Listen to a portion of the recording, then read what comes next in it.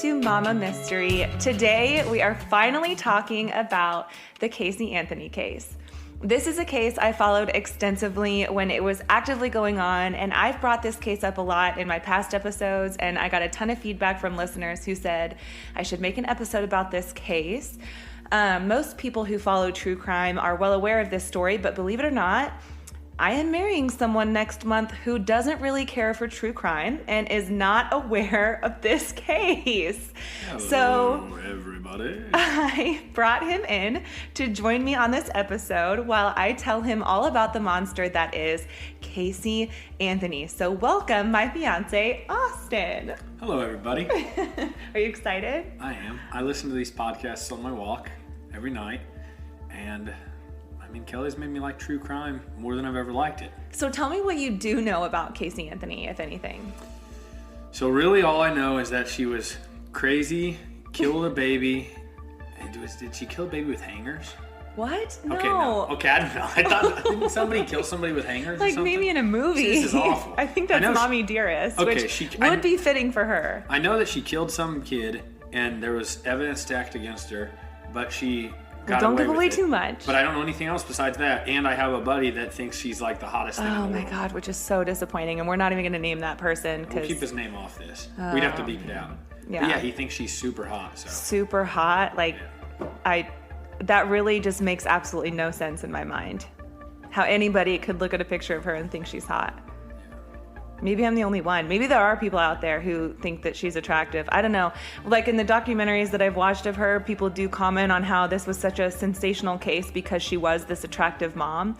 But after I watched so many interviews with her and just knowing deep down into my core what she did to her daughter and how manipulative and... Well, I don't think a lot of people are looking at her personality, but I didn't think the pictures you showed me were that impressive. Anyways. Well, I hope you're not just saying that because I'm sitting here, but... I didn't. Okay, good. Okay, well, this is one of the most confounding cases I've ever come across. I remember this case so vividly because when I was in college, I watched a lot of Nancy Grace. Shocker. Kelly watches, just so everybody knows, Kelly spends time watching meth documentaries, trash TV, Love After Lockup. You're just saying that because that's what I've been watching today. Murder shows, 5,000 Pound Life. 600 pound life. Yeah, nobody can sustain a 5,000 pound lifestyle. It is rough. But anyways, yeah, Kelly watches all the trash TV you can imagine. So her watching Nancy Grace for hours on end is not a surprise. While I was in college, everyone else is out at the Hawk and being normal college students, and that's the way I choose to spend my time. And I realized that's super cool. I remember I was living alone, and I remember I would have nightmares, and I was like, man, why am I having such awful nightmares? And it's because I was falling asleep listening to Nancy Grace. That's why. Not a surprise. I had to shut her off. So, Nancy Grace labeled Casey Anthony the top mom. Isn't Nancy Grace kind of like a psycho, though? I mean, she's a little wild, yeah. She's got loud opinions. She's very loud, and she's very repetitive. I remember her in the movie. What's the movie? Oh, Gone Girl? Gone Girl. Yeah, Gone Girl is kind of like a depiction of the Scott and Lacey Peterson case. And I feel like it really closely resembled that whole story, except if you've seen Gone Girl, the main plot twist, is not in relation to the Peterson case. But there was an outspoken blonde news reporter that... Is that her on there? No, it's not her, but it's supposed to resemble her, so... They don't sit down with Nancy Grace in that movie? No, they don't, no. She just was an actress. Anyways, okay, yeah. Oh, boy. So anyway, she labeled Casey Anthony the tot mom, and she covered her literally every single night. The what mom? The tot mom. Tot? Tot, because her daughter was a toddler. Oh. Yeah. That's clever. It was the same stuff every night, but I was hooked. I'm not even sure what drew me into the case, if it was Nancy's over-the-top commentary or Casey's stone-cold narcissism, or maybe both, but locals from the area literally swarmed their home, spewing threats and insults at the entire Anthony family. Fights broke out. Children were even brought to the Anthony home to witness all this chaos. It was absolutely insane. And Casey Anthony soon became the most hated woman in America. I remember exactly where I was the day they announced the verdict, and here we are 10 years later, and this case still gets talked about. I was actually watching The Office the other day. That's another show that you know I love. And there was an episode where Dwight is heading a group of employees to open a Sabre store down in Florida, but he doesn't like the team that he's been given, so he's trying to convince them not to go, and he sets up this conference room to depict life in Florida. He turns the heat up in the room really high. He let out a ton of mosquitoes into the room. And on the walls are pictures of swamps, hurricanes, spring break partiers doing a beer bong from like a huge bong with 8 hoses coming out of it. And then there's a picture of Casey Anthony. Really? Yeah. Just another reason to like love that show. You'll never know though, because you don't watch that either. I don't watch enough. If we were around groups of friends we have, everybody would be laughing and joining in. Except for Austin. Austin would be sitting on the side, like, having FOMO. Fear of missing The Office. That's right. So Casey grew up with both parents in the home and a brother, Lee. Casey was involved in high school sports, and her parents did make comments that she was a bit of an over-exaggerator and that she seemed comfortable with lying about stupid things. And then when she became pregnant at the age of 19, she tried hiding it from her parents until it was impossible to hide her baby bump. You can't hide it for very long. I mean, I don't know how people get away with that. Like, people who say, I didn't know I was pregnant until they go in and, like, have horrible stomach cramps and they pop out a baby. Like, how? Hiding it from your parents? I don't know. Yeah, I don't know. But this just kind of goes to show you what type of person she was. Like, she was just, she would do whatever she could at any cost to hide her lies. Did she get pregnant as a one-night stand or, like, a relationship? So we actually, and I'll talk about this later, but they actually don't know who Kaylee Anthony's dad is. There was like a whole cast of characters that it could have been. Maybe a little bit of a hoe, maybe a little bit of daddy issues. So is she still out there right now? She is out and about. So she could listen to this podcast. She could. She won't. If probably, you're out there, Casey, you're a hoe. Oh my God. That's horrible. Austin. That's too much. Sorry, guys. Edit that out. I'm just kidding. Nobody's gonna like be mad at that because everybody hates her, right? Right. Okay. Yeah, I just don't know like what kind of language you can use. I guess you can cuss. On this isn't YouTube. Are you allowed to cuss on your podcast? I think so. I don't see why not. Shit, we better find out. I think it's your rules. Okay, if these are my rules, you can cuss a little bit. That's fine. Hell yes. There could be moms listening in the car though. They'll relate. The kind of moms that I relate to most are the kinds who like listen to Baby Shark and a little bit of Cardi B. Yeah, but I don't think they're gonna be listening to killer podcasts with their kids in the car. Well, no, of course not. So probably say whatever the fuck they're not going to listen to Cardi B in the car either, I would think. I mean, I don't know. Some parents are different. Okay, let's get back on track. Okay, so Kaylee Marie Anthony was born on August 9th, 2005 in Orlando, Florida, to Casey, who was 19 at the time. And I want to note that after she had Kaylee, the first person to hold Kaylee was actually Cindy, not even Casey. It was Cindy. Cindy is Casey's mom. So Casey's parents are Cindy and George Anthony, and they become huge characters in this whole story. But Cindy was the first person to hold Kaylee. And I feel like this is worth noting because I feel like this is the start of Casey's like desperation for her parents' attention. And so if she ever felt like Kaylee was getting more attention than Casey was, I feel like that might offer a little bit of motive as to why she would want Kaylee gone. But I don't know. I mean, I'm just kind of reaching. I just think it's important to note, though. So they ended up living with Casey's parents, and the family totally doted on little Kaylee. Kaylee loved to swim and swam frequently in their pool. And her bedroom was like this entire Winnie the Pooh theme. You could see that her closet was jam-packed full of clothes, and it looked like they were all on like the store hangers. So just by looking at that, I feel like people were probably buying Kaylee gifts all the time. Like her parents were probably out buying her stuff all the time. So I just feel like they totally, it's just important to note that they totally doted on Kaylee. So maybe Casey got jealous of that. I don't know.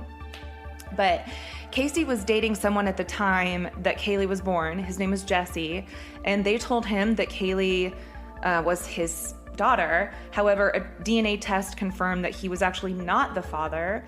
However, he still wanted to be involved in Kaylee's life, which was very noble of him, but Casey inevitably broke things off with him and began dating someone different. This was before the whole This is before everything happened, yeah. This is before things went down. So he's still in her life? Who? Jesse? Yeah.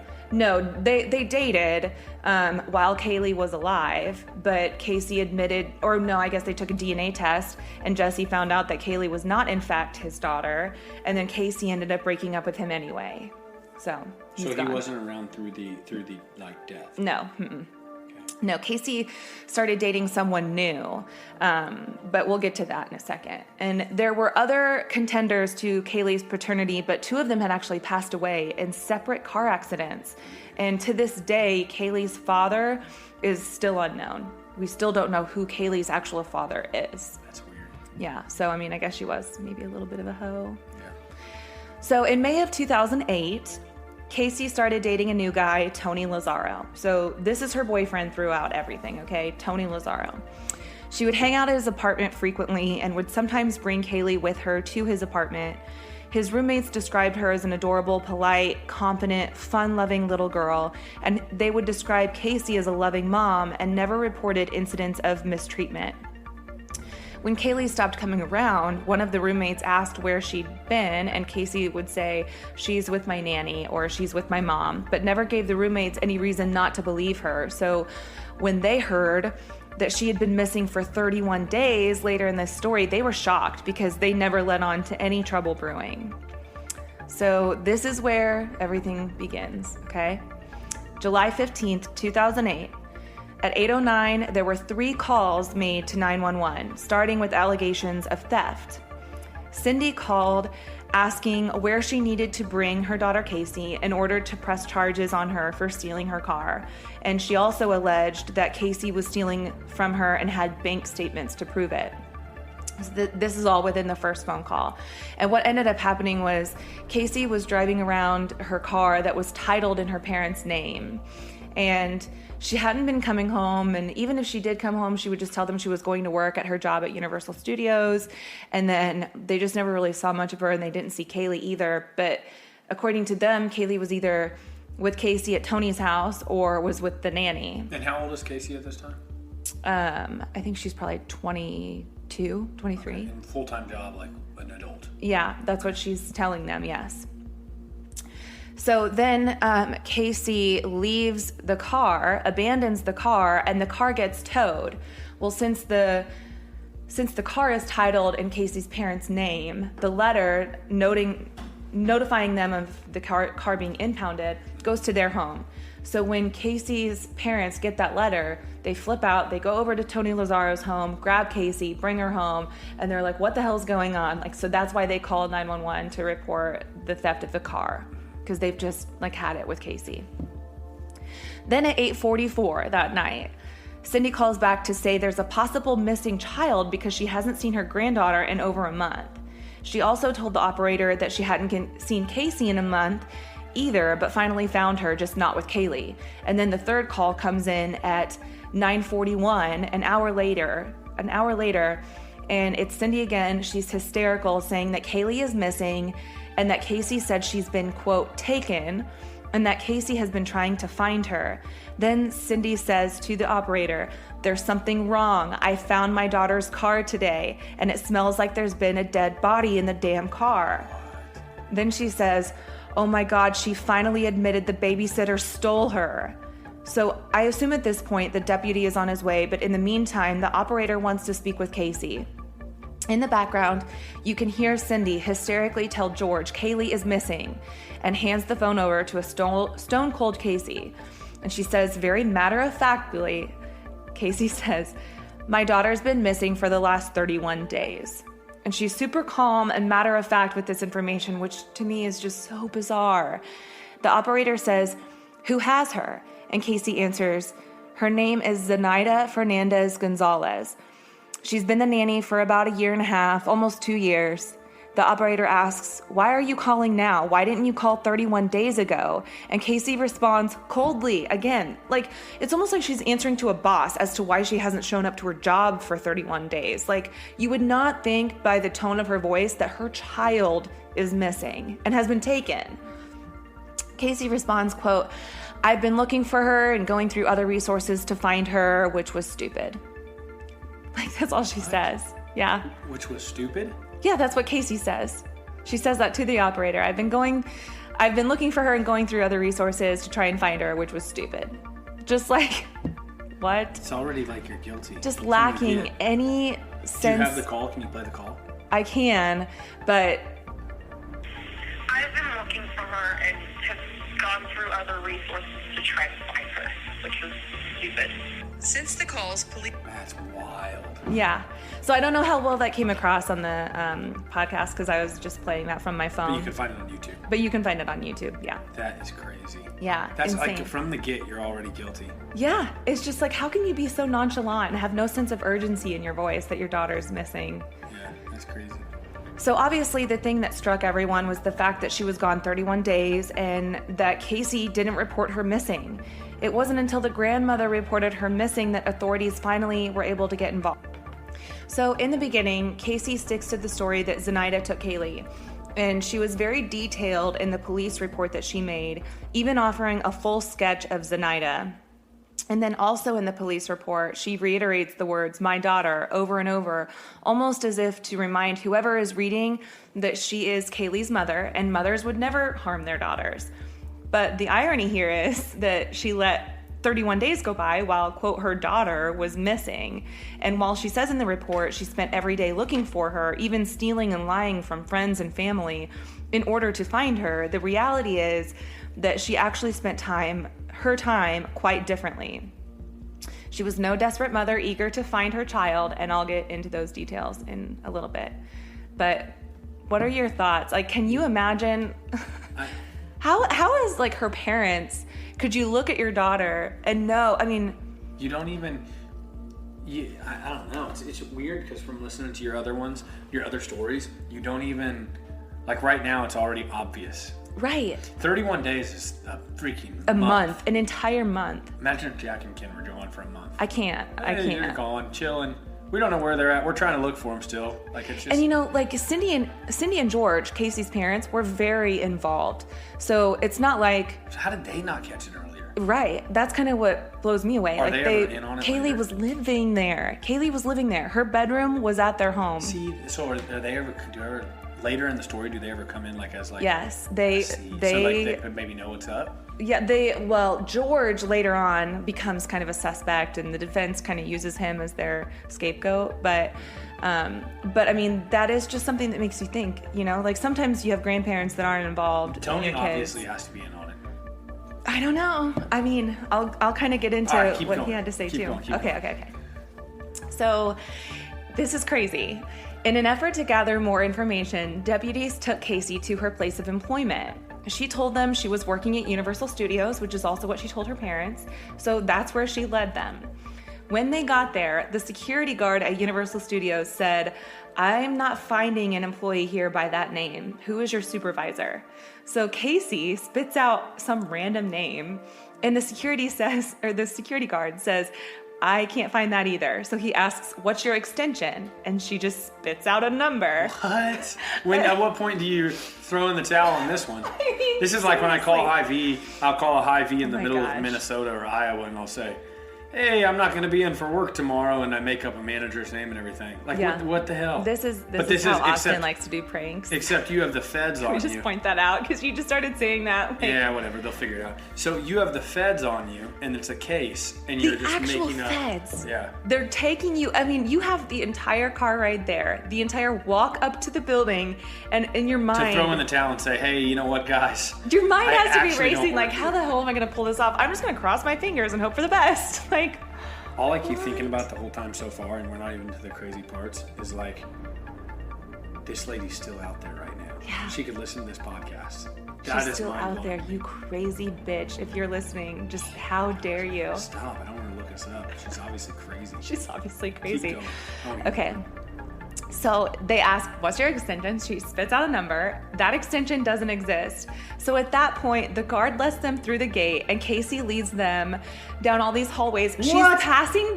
She's passing by other employees, waving emphatically, Why did like he she let him knows in? them. And people are looking at her passing by like, who? Like, and the feds behind her can see this. Like, the investigators that are walking with her can see the way she's acting, how she's like flamboyantly being like, "Hey, how are ya?" to these people she's like pretending to be co-workers with. And they're looking at her like, "I've never seen that person before." That's so awkward. How I can't believe, why awkward. would they even let her in?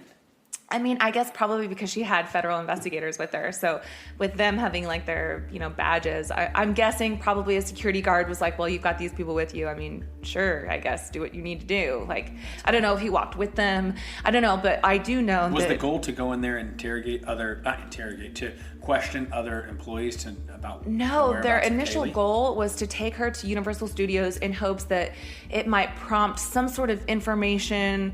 It might help her recall what I mean. But ultimately it was nothing because nobody even knows who she is there. No, it was all a farce. Okay. So she finally ends up leading them down a dead-end hallway because she doesn't know where the hell she's going. And then finally she turns around and says, I don't actually work here. Oh my gosh. Are you kidding me? I feel like I'm talking about... Why did she throw in the towel 15 minutes ago? Like our 6-year-old daughter. Like, just somebody who just, like, lies and then gets caught up in their lies. Kennedy will have Oreos all over her face. Kennedy, did you eat cookies? No. No, see, what happened was a raccoon came in. Yeah. My friends, watchers, will get that reference. You won't because you don't watch Friends either. I don't. Keep going. We don't have any of the same interests. Why are we getting married? Because we love each other very much. Cut that part out, maybe. So she finally admits to purposely misleading them. And they take her back to the station and they ask her if she lied on purpose. And she says, yes, she did. So they arrest her. And they charge her on July 16th with child neglect, obstructing an investigation, and lying to the police. So then, with Casey in jail, police begin their own investigation, trying to piece together Kaylee's last whereabouts. And they're able to find that on Father's Day, June 15th, Kaylee and Casey visited the Anthony home, and June 16th is the last time Kaylee was seen alive. So 4 days later, on June 20th, okay, so 4 days after she's seen alive by her grandparents, Casey is seen partying at Fusion nightclub in a super low-cut blue dress. That's one of the pictures that I showed you. And she participates in a hot body contest. And she's dancing on bar tops with this huge smile on her face. If you Google, with her daughter missing. She has no idea. Nobody knows where her daughter is. This is already enough. She's guilty. Hang up. We're done. We're done. You would... Oh, shh. Come on, Siri. Siri's interrupting the whole damn podcast. Siri thinks she's nuts, too. Okay, so if you Google the pictures of her, she looks like she's having the time of her life. Like, her smile is huge.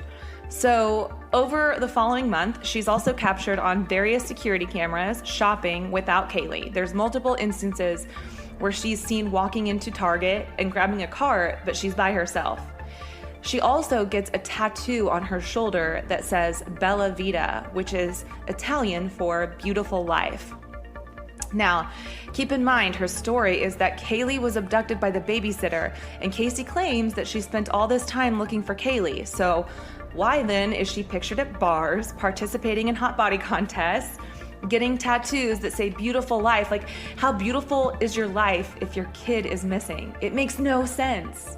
So she's just like already painting this really like this huge picture that's going to be really hard to defend, right? Does she have No, go ahead. Does she have an attorney? At this point, no. Okay. So but she eventually gets one. When is this? I want to hear when this is hitting national news and stuff and how it all unfolds. Yeah, well, this is all the stuff that comes out on national news. And the thing is, this also plays a big part in the case because this is getting broadcast all over national news. How Nancy quick Grace. did the national news catch this? As soon as they declared her a missing child and realized that she had been gone for 31 days, it immediately hit the news. But it wasn't until that phone call to 911 that... And how long did this whole entire case go on? Like, publicly? A few years. She didn't... A few years? Well, I mean, yeah, the trial didn't start until, I think, 2011. Oh, good Lord, Jandis. Hey, we're like halfway through. Well, no, I'm saying good Lord, Jandis. Like, what the hell? How is this lady's... I just keep going. Yeah, okay. I just keep saying keep going. Okay. So, June 27th, Casey abandons the car that is actually titled in her parents' name. June 30th, the car was impounded and a letter was sent to her parents. And then July 15th, 31 days after Kaylee was last seen, Casey's parents recover the car from the impound lot, and that's when they go track her down. So that's kind of the span of time. Like, that's what was going on during those 31 days, okay? So, let's see. As I said before, The parents recall a terrible odor coming from the trunk of the car, and it was what they found in the car that would become 3 key pieces of evidence in the inevitable trial. In the trunk, they found a single strand of Kaylee's hair, the horrendous odor, which... In the trunk, okay? 1 single strand, just 1 though. And then the horrendous odor, and then traces of chloroform. Ooh. So, because of these findings, on October 14th of 2008, a grand jury indicts Casey on the following charges: first-degree murder, aggravated child abuse, aggravated manslaughter of a child, and providing false information to a LEO, law enforcement officer. But at this time, the case is completely circumstantial, as they don't have a body. They still don't know where Kaylee is. They still haven't found her. They don't know where she is. And Casey's not giving them any information that'll lead them in the right direction. She's still claiming that Zenaida, Zanny the nanny, is what she ended up being called, that she's the one who has her. But here's the thing. They went to the apartment. That was another thing. Casey led them to where Zenaida apparently lived. They go in there, and there was nobody in the apartment, and nobody had lived there for months. And then they go to the leasing office, and they say, where does this person live? And they say, we have no tenants here by that name. So did this lady never come up in the whole case? So no, it was all a complete lie. Made-up person. A made-up person. Oh my God, I kept waiting for you to say, so then they bring her in for a question. This person doesn't even exist. No, but there is someone who was named Zenaida Gonzalez who lived like farther away, who had nothing to do with this, but sued Casey for like slandering her name or defamation. Yeah, because like she happened to have the same name that she came up with, and she couldn't get a job. She had absolutely nothing to do with this case, wasn't even in the same city, like nothing to do with it, but just by luck, or poor luck, I guess, she happened to have the name that Casey just thought up in her head. So made up name person, and Universal Studios made up job. Mm-hmm. Wow. So, as I was saying, this is a completely circumstantial case, as they don't have a body, which is really risky, because that means the prosecution has to prove to a jury without a shadow of a doubt that Casey killed Kaylee with intent. But how can they do that without a body? It was just a risk they were willing to take. That is, until Kaylee's body was finally found 2 months later in December, when a meter reader stopped along the side of the road to urinate in the woods and discovered a small human skull. No way. Yeah. Man, if you guys could see me, my jaw just dropped. That's nuts. Yeah. And that part gets even... How much later? That was in December, so it was 6 months after she went missing. 6 months after she went missing. Well, yeah, 6 months after she went missing, 5 months from the phone call. Yeah, and she was found just outside the radius of their home. So, like, police will typically search a radius around the missing person's home, mm-hmm. and it was just outside of that radius that she happened to be found, in, like, a swampy area off the side of a highway. So... I had a yawn. So the what was I gonna say? Was it just the skull? Yeah. So her skull and other remains were kind of found like scattered around, but she was located like within a trash bag, within another trash bag, within a laundry bag, and it was like, and her skull had duct tape over it. Oh my God. Yeah. So was it still being covered by the news? Was their attorney defending her? Oh yeah, I remember the day this came out, like when they found the remains, so and they thought, drop her? No. At this point, I think she already had her attorney, Jose Baez, but isn't he a big? Yeah, he's big time now. I think this was like his breakthrough. Yeah, was this case? Shit, he got her off innocent. Jeez, but anyway. That cost her, Jesus. Well, apparently it cost her sexual favors, actually, because there's like rumors, I guess, from like bounty hunters that happen to work on this case or whatever, private investigators who said that they would walk in and find her doing like sexual favors to Jose Baez, and it was apparently like her way of payment because she had no money. He surely got paid money, right? Yeah, this is a whole like side note, and that's just hearsay. Did he get paid money also? I mean, I don't know. I'm assuming he probably got paid something. Jose, if you're out there, inbox Kelly. Why? What? Excuse me. No, not like to tell. I want to know facts for the show. Oh, good Lord, Jandis. No. Go ahead with this. This is going so south. Oh man, never again. Rabbit trail. Okay. Anyway, at this point, Kaylee's remains were impossible to identify without DNA, as they were totally skeletonized. They had been there for like 6 months in the swamp. Okay, like A hurricane had come through. So obviously she's just, it's awful. All that remained were bones with hair surrounding the skull and a piece of duct tape over the mouth area of the skull. And Kaylee's body was literally found minutes from the Anthony home. But here's a crazy fact. Roy Kronk was the meter reader who found Kaylee's remains. And he actually reported on the remains back in August. Okay, 2 months after she went missing. On August 11th, he found a suspicious-looking trash bag and alerted authorities, but nothing ever came of it. So he was this meter reader, and all of these meter readers knew of like certain places they could go to urinate off just the side of the road, like private areas with woods and stuff, so they wouldn't be seen. And he stopped in this area to pee, saw this suspicious-looking trash bag, reported it, didn't look, called 911, and he even said, like, I know this whole Casey Anthony thing is going on. Kaylee Anthony, I know this girl's missing. I'm not saying it has anything to do with that, but just in case, I thought I'd give you guys a heads up. Nobody ever came, okay?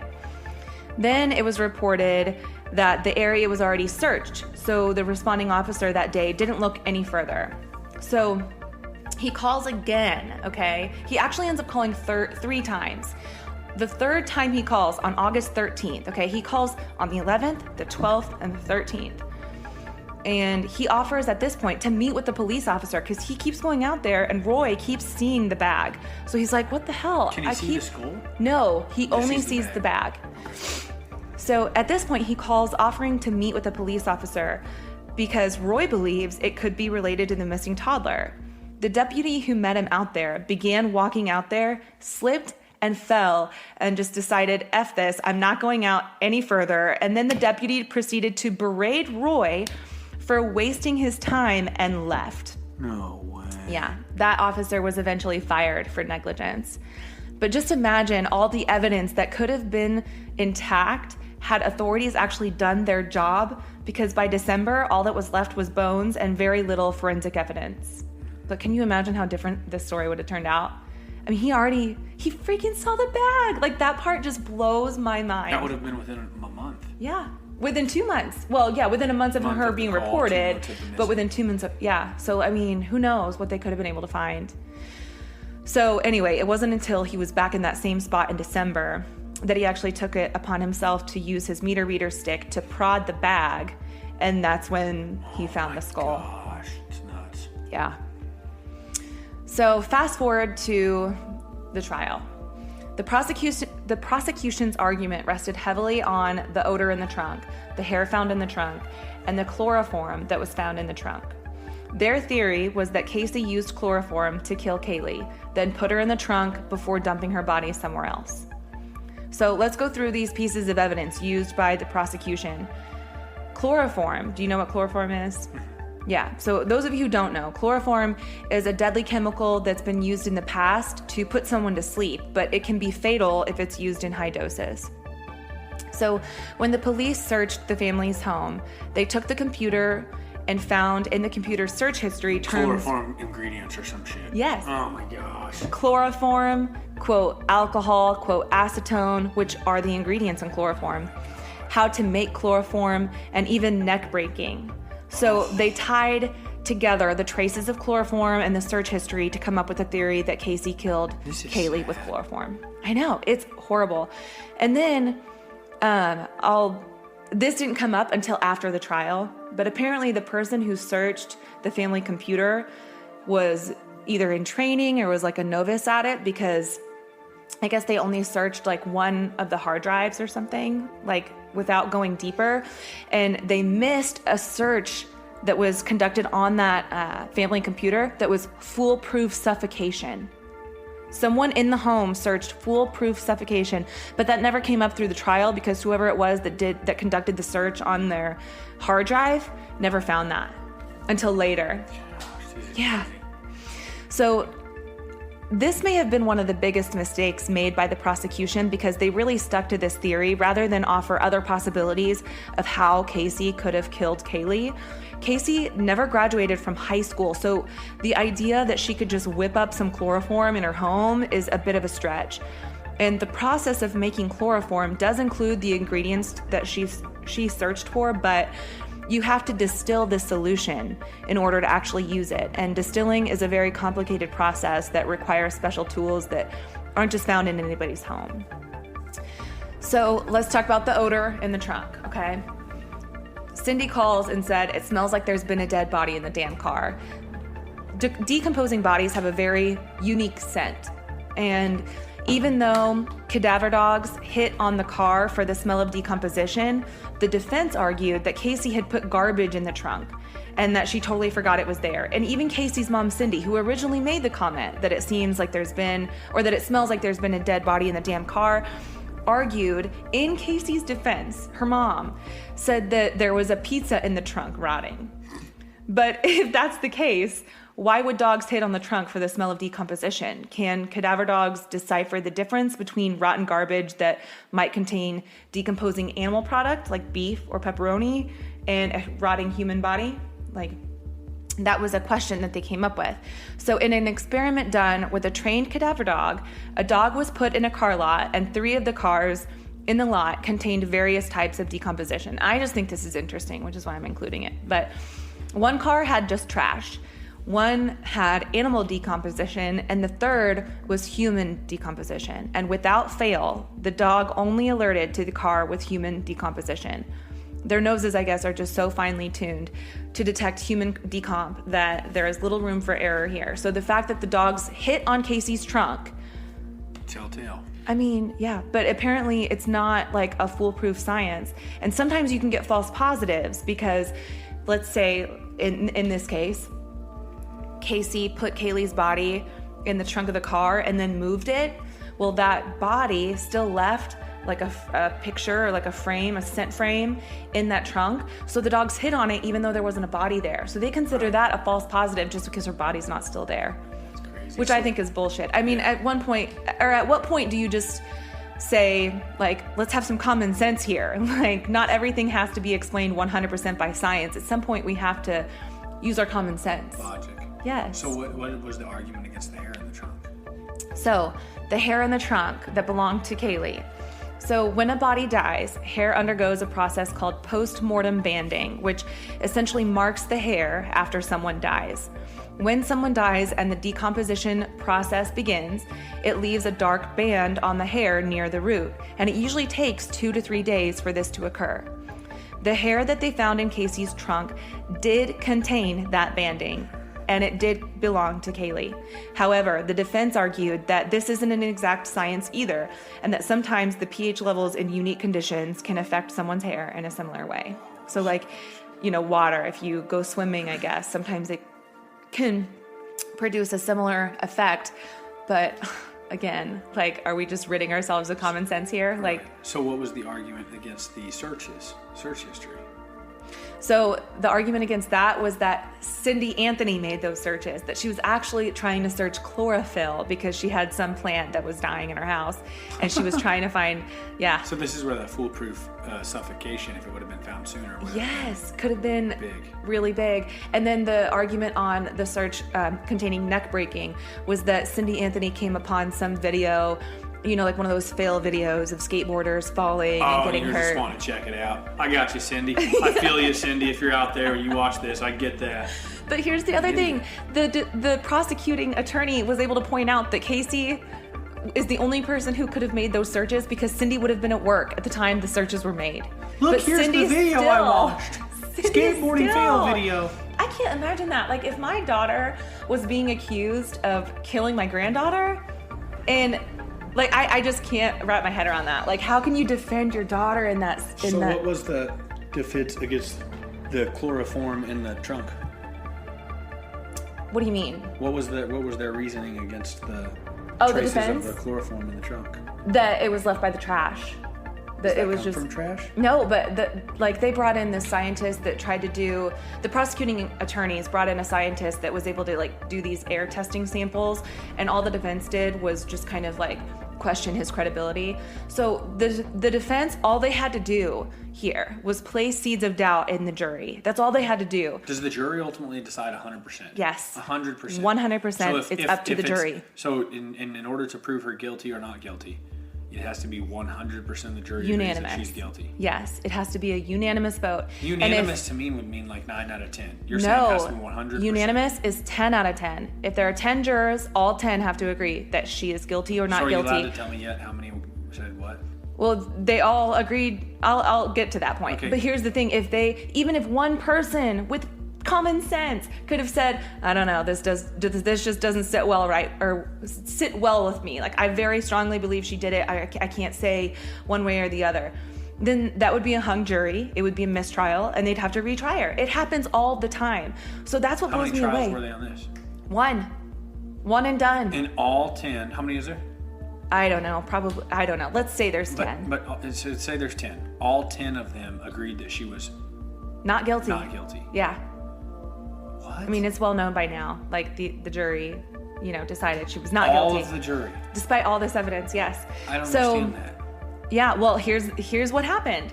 The defense, all they had to do was the defense, all they had to do was place a seed of doubt in the jurors' minds, because... So they didn't have to necessarily think she wasn't guilty. They just had to say, we can't say she's guilty. Yes, because here's So there was probably some jurors that were sitting there going, I don't know, I don't want to make her guilty because I'm not 100% sure. Yes, because they drove it home that if you even strongly believe that Kaylee did it, or that Casey did it. See, I keep messing up their names. Yeah. Even if you strongly believe Casey did it, you have to return a verdict of not guilty, because the only way you can deliver a verdict of guilty is if you 100% believe to your core, to your bones, that she did it. But I believe that. You believe that. I know. I think everybody listening probably believes that. Right, but here's the problem. The defense couldn't prove that Casey did do it because they couldn't prove that George didn't do it, or that Cindy didn't do it,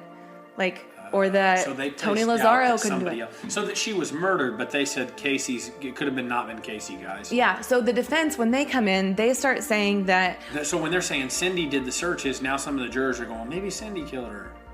Yeah. Well, no. Well, I mean, not Cindy, but George. Yeah. So the defense went in on Casey's dad. They accused him. In their opening arguments, they accused him of sexual abuse towards Casey, beginning at a very young age. And this came out of nowhere. They were very graphic in their depiction of Casey's childhood, and to say this came out of left field doesn't even do it justice. The defense was reaching beyond belief to paint absolutely anyone else as the responsible party other than Casey. So this is just another heartbreaking blow to the Anthony family. And the fact that Casey sat there and allowed her attorney to just bash her own dad and say that he was essentially responsible for Kaylee's death, and not only that, but also he was a pedophile, is sickening. Like, that she would allow that to happen to her own family. So the defense declares that Kaylee drowned in the family's swimming pool, and that a controlling George Anthony helped cover it up. They insisted that this was an accident, not a murder, and that the defense did a great job of really hammering it home that unless the jury was sure without a single degree of reasonable doubt, she should not be guilty. They even put up a visual graph of everything that would warrant a not guilty verdict, all the way up to strongly believe was not guilty. So the defense is trying to say that she died in a pool? Yeah, the defense says... Then why was she dumped in the woods? Exactly. I don't know. Their argument was that George made her cover it up. But that still doesn't say why. So did anybody get arrested on this whole deal? No. So regardless, they're saying, hey, she was murdered. Yeah, they're saying she died. They're not saying that she was murdered. They're saying it was an accident. Though, okay, but if you covered it up, there's a problem. Yeah. I mean... This doesn't even make sense. No, it really doesn't. But that wasn't one of the charges. Like, the destruction of a corpse, that was not a charge. So, I mean, maybe they could have gotten her on that had it been on the list, but they didn't even include that. That doesn't make sense. I know. Nothing does. So, at the end of the day, there was no scientific evidence that Casey, and Casey alone, was the one who caused Kaylee's death, because nobody could even answer with scientific proof how Kaylee died, when, where, and by who. There was no scientific evidence. Even though common sense tells you absolutely Casey did it, but common sense does not equal scientific evidence. Well, even if common sense tells you Casey did it, which I believe that. Yes. common sense, okay, go take some common sense out of it. Common sense still tells you they hid the body and somebody was involved in something sketchy. Yeah. And nobody was charged. Nobody. So after closing arguments, the jury took 10 hours to reach a verdict. And I remember where I was at work, and I was working for an eye doctor at the time, and they had a TV like in the waiting area. And I was standing up watching because I knew this was the day. I was like, they're going to announce it today. I'm watching. And they said, not guilty on everything except for lying to the police. And the public was completely outraged. I remember my jaw dropping, my hands coming to my head like, you've got to be fucking kidding me. This bitch is gonna walk free for killing her daughter. I was blown away. Like, I had spent so much time watching the interviews that she did with her parents while she was in jail, and just like the narcissism. She just seeped with narcissism. It was so painful to watch, and I'm just like, I cannot wait to watch this bitch go down. Is like, she still on, I'm trying to Instagram her right now. She's not going to be on any social media. No, absolutely not. So there's going to be some meme pages or something. Oh, I'm sure. But the public was completely outraged. Gosh, look at this little cute girl. I know. She's adorable. That's so crazy. I know. It's awful. So she was sentenced to 4 years in prison for lying to the police. But with credit for time served and good behavior, she was released 10 days later after her trial was over. Gosh, this is Casey Anthony as a teenager with her father, George. The two are now estranged and don't have a regular communication anymore. Yeah, I mean, can you blame him? This is so weird. So now Casey Anthony is just living life somewhere in Florida, we assume. But she's been living in hiding. Is she in like witness protection? No, they don't do witness protection for people like pieces of shit. Would, but no, this is already such shit. No, they do that for victims. They do that Casey for. Anthony in 2017, a paparazzi shot in Florida. Yeah. So she still goes by Casey Anthony? Yes, and since then she's even done interviews. She's done interviews where someone asked her, "So what do you think happened to Kaylee?" And she says, "I don't know. I really don't know." And it's like, you don't know? Your defense claimed that she drowned in a pool and that your dad made you get rid of her. How can you now say you don't know? Like, that just proves again you were lying. It makes me so angry. This is a frustrating case. Yeah, it's Here's so Casey Anthony frustrating. at an anti-Trump rally in Palm Beach, Florida in 2016. Oh, geez. What the heck? I don't think she has the right to be anti-anything at this point, because I think the entire world is anti-Casey. She was like dubbed the most hated woman in America. How could she not be? This is nuts. I know. Now I see why you say you were frustrated about it. Yes, it was so frustrating because she just got away with it. She freaking got away with it. And now there's been no justice. No one else has been charged. And it's just, the case is closed. This is wild. Yeah. So what this case has taught me is that you can get away with murder as long as you play your cards right, and that the justice That's system. what it's taught you, huh? Yeah. That's scary. And that the woman who just watches the shit out of crime stuff all the time. A little bit of snapped. And that the justice system is riddled with flaws that allow monsters to get away with the most deplorable acts by disallowing common sense in the courtroom. That's my conclusion. Oh, it's nuts. Well, she's guilty, and it's really like messed up though when you think about it. Like, that's our justice sad. I'm system. sitting here looking at pictures of her daughter. This is wild. But I mean, this isn't an isolated incident. Like, this tells you this can happen in any case, as long as a defense attorney can place seeds of doubt in juries' minds and play strictly to the rules that the only way you can come up with a guilty verdict is if you have absolute proof. Well, that's shitty, because if a defense attorney is manipulative enough and to like brainwash the jury, then all it takes is either one person to say, well, I don't know, I'm with the prosecuting attorneys, or everyone, in this case, everyone, he was able to manipulate everyone into believing that Casey didn't do it. He made them go against their common sense and their gut and their instinct. So you're... it's insane. So you I think you said this already, but where's the Tony guy? Oh, so he ended up having nothing to do with it, but he was pretty floored. And he hasn't done any interviews since. Like, I wasn't able to find any, at least. I've seen a lot of interviews with the roommates who remembered Kaylee as like a very sweet and loving, smart girl. She could count to 20 in English and Spanish at the age of 2 or 3, like a very, very young age. And thought of Casey as like a cool chick, and now they're like, now I just believe she's a liar. Like, I mean, how can you not? That's wild. Mm-hmm. Well, good job, Mama Mystery. Thank you. I want to thank you for listening, and I want to thank my fiance for joining me. Thanks, Austin. Maybe I'll bring you on next time. Do you think you'll do another one with me? Sure, this was wild.